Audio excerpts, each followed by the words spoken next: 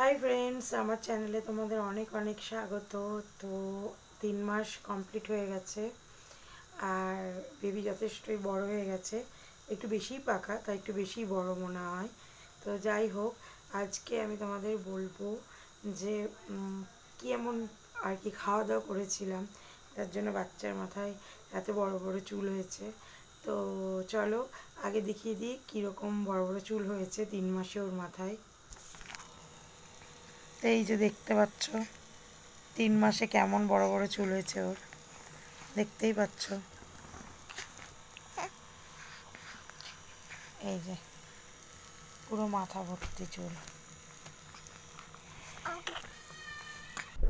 তো সত্যি কথা বলতে আমি শাক টাক কিছুই খাইনি, কারণ হয়ে উঠতো না, একা সংসার, তো শাক টাক সেরকম করতে হতো না, সেগুলো করতে গেলে একটু ঝামেলার কাজ।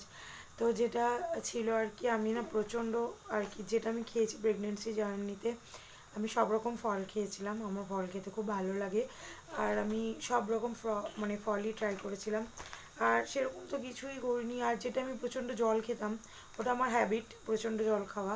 তো জল খেতাম, আর খাবার ভাত আমি খুব সামান্যই খেতাম, ভাত আর আমিষ খাবার। মাংসটা আমি পুরো প্রেগনেন্সি জার্নিতে আমি যে কোনো রকম মাংস আর কি খাইনি, কারণ ওটা আমার ইচ্ছে ছিল, যেহেতু আমি আমার গোপাল আছে আর আমি গীতা পাঠ করতাম, তো আমি মাংসটা খাইনি।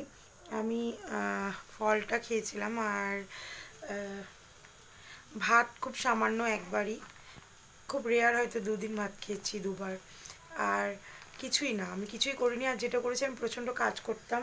আর যেহেতু আমার বেবি পুরো 42 সপ্তাহে হয়েছে, মানে একদম পুরো কমপ্লিট আর কি, 42 সপ্তাহ রানিংয়েই হয়েছে ও। তো আর হয়তো উপরবেলার আশীর্বাদ যে এত বড় বড় চুল হয়েছে, জানি না, একটু অস্বস্তিও করে, কারণ গরম আর এত বড় বড় চুল পুরো কপাল ছাড়িয়ে চোখ পর্যন্ত চলে আসছে, ও খুব বিরক্তও হচ্ছে। আমি যে ব্লগটা করছি, ও পুরো তাকিয়ে তাকিয়ে আমাকে দেখছে আর ভাবছে যে মা একা একা কার সঙ্গে কথা বলছে আর কি। তো সত্যি কথা বলতে প্রেগনেন্সি জার্নিতে যেটা মানে যেটা করেছিলাম আমি, সেটা হচ্ছে আমি ভীষণ ঘুরেছি। মানে আমি কোনো সময় যে ভয় রেস্ট ঘরে থাকতে হবে এগুলো কোনো সময় মানিনি। আমি প্রচণ্ড ঘুরেছি, প্রচণ্ড হাঁটাহাঁটি করেছি, কাজ করেছি, আর আনন্দে থেকেছি।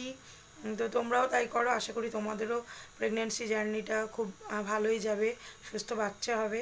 তো ব্লগটা আমি এখানেই শেষ করছি, সঙ্গে থাকো, আমার প্রেগনেন্সি জার্নির আরও অনেক গল্প নিয়ে আমি আসবো। চলো, বাই।